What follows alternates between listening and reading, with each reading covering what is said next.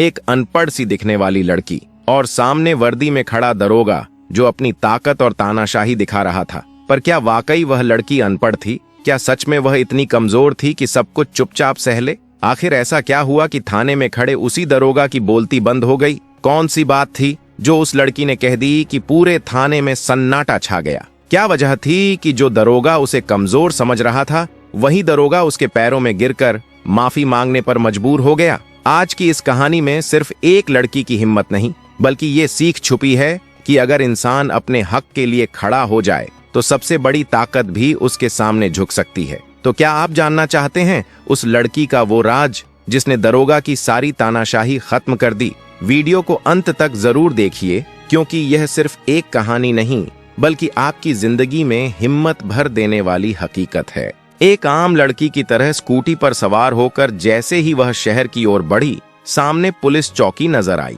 4-5 police वाले बाहर सड़क पर खड़े थे और उनके बीच में दरोगा विवान वर्दी में खड़ा निगाहें गड़ाए देख रहा था। उसने डंडे का इशारा कर स्कूटी रोकने को कहा। अनवी ने स्कूटी धीरे से किनारे उतारी और साइड में खड़ी कर दी। दरोगा विवान ने रूखी आवाज में पूछा, किधर जा रही हो? अनवी ने संयमित आवाज में जवाब दिया, सर, सहेली की शादी में जा रही हूँ। दरोगा विवान ने ऊपर से नीचे तक घूर कर देखा। अनवी 27 साल की एक खूबसूरत और आत्मविश्वासी महिला थी। वह हल्की मुस्कान के साथ बोला, अच्छा, शादी में दावत खाने जा रही हो, पर हेलमेट तुम्हारी मामी पहनेंगी। बिना हेलमेट और तेज स्पीड में स्कूटी चलाने का चालान कटेगा। चालान पैड निकालते हुए दरोगा विवान की नजरों में एक अजीब सी नीयत झलक गई। अनवी ने शांत पर सख्त लहजे में कहा, सर, मैंने कोई नियम नहीं तोड़ा। ओह, हमें कानून सिखा रही हो? दरोगा विवान ने बगल में खड़े सिपाही की ओर देखते हुए कहा और फिर अचानक उसके चेहरे पर एक जोरदार थप्पड़ मार दिया। बहुत जबान चल रही है तुम्हारी,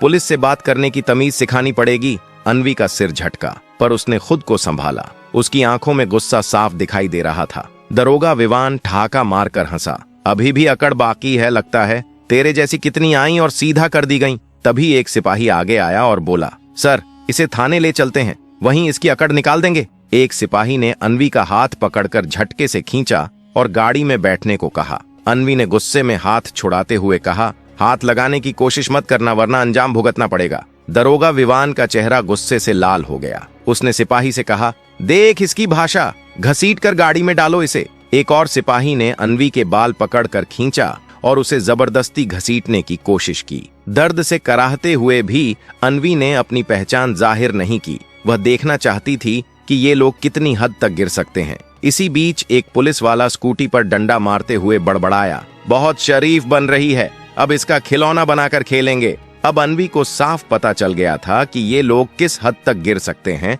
और उनके इरादे क्या हैं। गुस्से में तमतमाए दरोगा विवान ने चिल्लाकर कहा, बहुत देखी हैं तेरे जैसी अकड़ दिखाने वाली, आज तुझे मजा चखाना पड़ेगा। ले चलो इसे थाने, वहीं समझाऊंगा। एसडीएम अनवी अब भी खामोश थी। अपनी पहचान उजागर करने का उसका कोई इरादा नहीं था। वह देखना चाहती थी कि यह लोग सत्ता और वर्दी का कैसे गलत इस्तेमाल कर रहे हैं, कितनी दूर तक जा सकते हैं। उधर दरोगा विवान अब बुरी तरह चिढ़ चुका था। उसके सामने एक ऐसी औरत खड़ी थी जिसके गाल पर तमाचे पड़े थे, जिसके बाल खींचे गए थे, जिसे सड़क पर घसीटा गया था, फिर भी वह बिना आंसू बिना शब्द एकदम चुपचाप खड़ी थी। दरोगा विवान ने गुस्से में अपने सिपाहियों की ओर देखा और गुर्रा कर कहा, ले चलो इसे थाने, फिर देखेंगे कि इस जिद्दी औरत को कैसे तोड़ना है। उसके चेहरे पर गुस्सा और अहंकार दोनों साफ झलक रहे थे। जब थाने में दाखिल हुए तो दरोगा विवान ने अपनी पूरी ताकत से चिल्लाकर कहा, ओए, कहाँ मर गए सब? चाय पानी लगा जल्दी,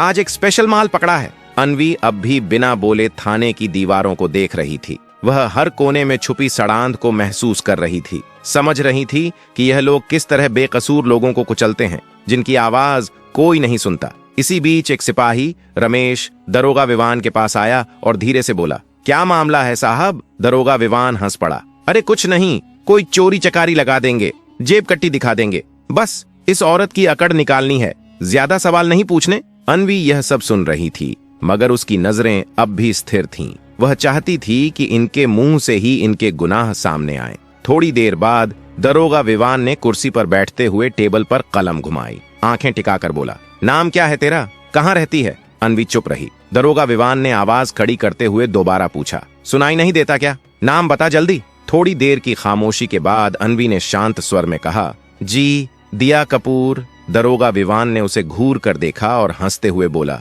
ओह बड़ी चालाक निकली तू, झूठ बोलना भी आता है तुझे, लेकिन ज्यादा दिमाग चलाया ना तो याद रखना पछताने का भी मौका नहीं मिलेगा। इसके बाद अनवी को जबरदस्ती थाने के पुराने सीलन भरे लॉकअप में धकेल दिया गया। वहां पहले से ही 2 कैदी बैठे थे। उनमें से एक, युग, ने उसे देखते हुए पूछा, बहन क्या कर दिया जो यहाँ आ गई? अनवी ने हल्की सी मुस्कान दी, लेकिन कुछ नहीं बोली। अब वह कोठरी के कोने में बैठकर सब देख रही थी, हर हरकत नोट कर रही थी। उसके मन में यह साफ हो चुका था, अगर यह लोग एक एसडीएम को ऐसे बिना वजह अंदर डाल सकते हैं तो फिर आम आदमी के साथ क्या होता होगा, उसकी कल्पना भी दर्दनाक है। उसकी आंखें अब सबूत इकट्ठा कर रही थीं, हर चीज को याद कर रही थीं, ताकि सही वक्त पर इन सब का हिसाब लिया जा सके। दरोगा विवान ने झूठी रिपोर्ट तैयार करवाई और फाइल मेज पर पटकते हुए बोला, इस पर चोरी और ब्लैकमेलिंग का केस डाल दो, जल्दी करो। एक सिपाही ने हिचकते हुए कहा, पर सर बिना सबूत के। दरोगा विवान हंस पड़ा, इस थाने में सबूत लाए नहीं जाते,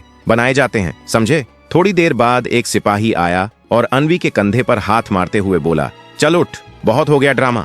अनवी के चेहरे पर फिर भी कोई डर नहीं था, उसकी आंखें सीधी सिपाही की आंखों में देख रही थीं। दरोगा विवान ने हाथ उठाया ही था कि तभी दरवाजे पर एक सख्त आवाज गूंजी, रुक जाओ। सबकी नजरें घूमी तो देखा दरवाजे पर एसएचओ प्रियांश खड़ा था। उसकी छवि बाकी पुलिस वालों से अलग मानी जाती थी। उसकी नजर अंदर गई और अनवी की हालत देखकर उसके चेहरे पर शिकन आ गई। उसने कठोर आवाज में पूछा, यह सब क्या हो रहा है यहाँ? दरोगा विवान ने जबरन हंसी लाते हुए कहा, कुछ नहीं सर, बस एक सड़क छाप औरत ज्यादा अकड़ दिखा रही थी, थोड़ा सबक सिखा रहे हैं। एसएचओ प्रियांश ने ध्यान से अनवी को देखा, उसके हाव भाव किसी आम औरत जैसे नहीं लग रहे थे। उसने पूछा, इसका जुर्म क्या है? दरोगा विवान का चेहरा पल में उतर गया, बोला, सर चेकिंग में बदतमीजी कर रही थी। एसएचओ प्रियांश को कुछ गड़बड़ लगी, उसने सीधा अनवी से पूछा, तुम्हारा नाम क्या है? अनवी खामोश रही। दरोगा विवान हंसकर बोला, सर देखिए ये अपना नाम भी नहीं बता रही। अब एसएचओ प्रियांश की आंखों में अलर्टनेस आ गई। उसने आदेश दिया, इसे अलग कोठरी में डालो। दरोगा विवान ने हैरानी से कहा, पर सर।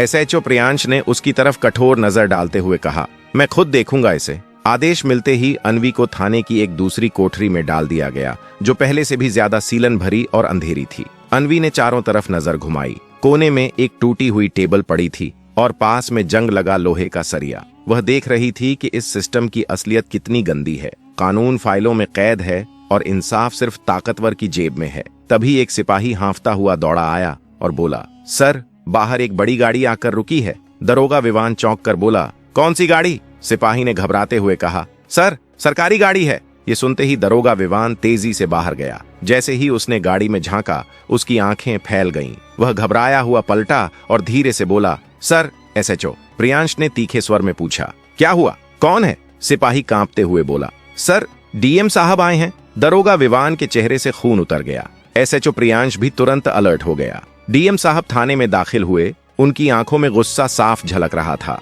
उन्होंने सीधा दरोगा विवान की ओर देखते हुए सख्त आवाज में कहा, दरोगा विवान, यहाँ क्या तमाशा चल रहा है? दरोगा विवान हकलाते हुए बोला, नहीं सर, बस एक छोटा केस है।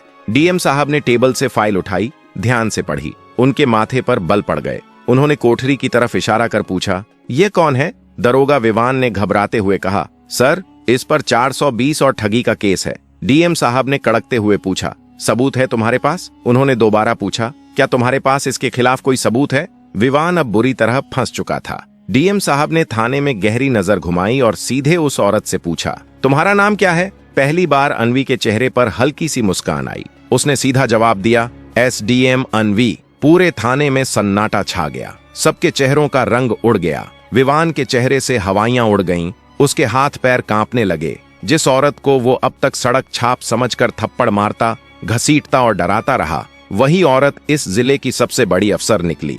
एक झटके में पूरा माहौल बदल गया। सिपाही हड़बड़ाकर खड़े हो गए। एसएचओ प्रियांश भी अवाक रह गया।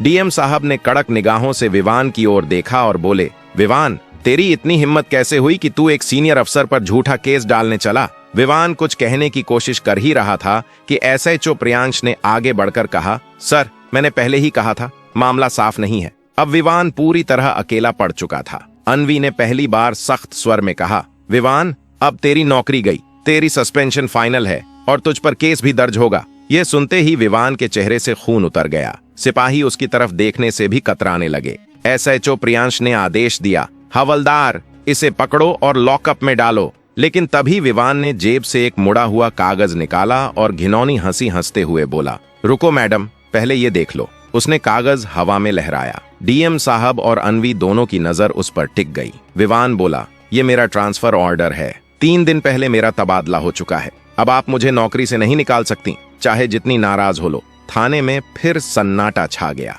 अनवी ने वह कागज लेकर पढ़ा। डीएम साहब ने तीखी नजर डालकर कहा, प्रियांश देखो ये असली है या ड्रामा कर रहा है। प्रियांश ने तुरंत कंप्यूटर में रिकॉर्ड खंगाला और सिर उठाकर कहा, सर ट्रांसफर असली है, लेकिन अभी तक इसने चार्ज हैंडओवर नहीं किया। यानी कानूनन अभी भी ये यहीं का दरोगा है और जो कुछ भी किया उसी के द्वार में किया। अब विवान को बचाने वाला कोई नहीं था। अनवी ने उसकी आंखों में आंख डालकर कहा, अब तेरा नया अड्डा वहीं होगा जहां तू बेगुनाहों को डालता था। सिपाहियों पकड़ो इसे और लॉकअप में डाल दो। डीएम साहब ने भी सिर हिलाकर इशारा कर दिया। जैसे ही सिपाही विवान को पकड़ने आगे बढ़े, वह फिर बोल पड़ा, रुको मैडम, आपको लगता है गलती सिर्फ मेरी है। इस थाने में कोई भी पाक साफ नहीं है। ये सब मेरे साथ मिले हुए हैं, ऊपर तक सारे जुड़े हैं। उसकी उंगली थाने में खड़े पुलिस वालों की ओर उठी। कुछ चेहरों का रंग फटाक से उड़ गया।